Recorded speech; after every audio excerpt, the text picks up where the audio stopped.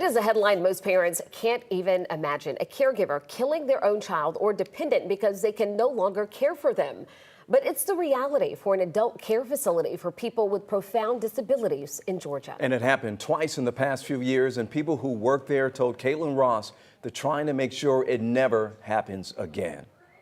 Megan was one of ours, and we felt like the story needed to be told.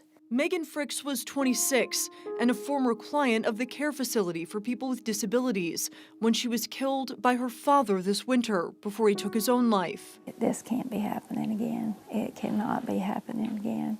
Just 2 years earlier, Creative Enterprises client Amy Hughes was killed by her caregiver, but her name was never in the news. She was sunshine, and she was a good friend, and she was funny. It seems unthinkable. How could someone kill a loved one with special needs? It's happening more than we realize.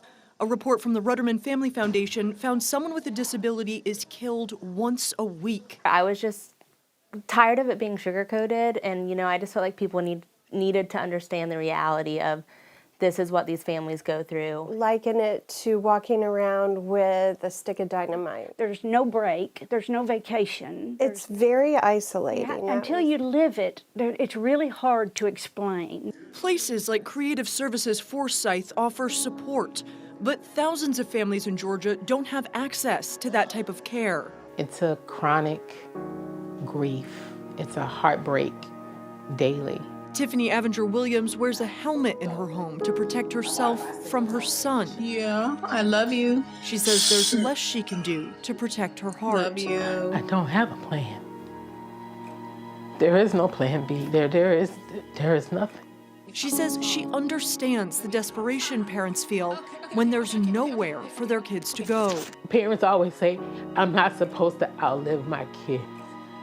But in my case, I gotta outlive mine. They are all calling for the state to increase support for families caring for people with profound disabilities. They need people to care.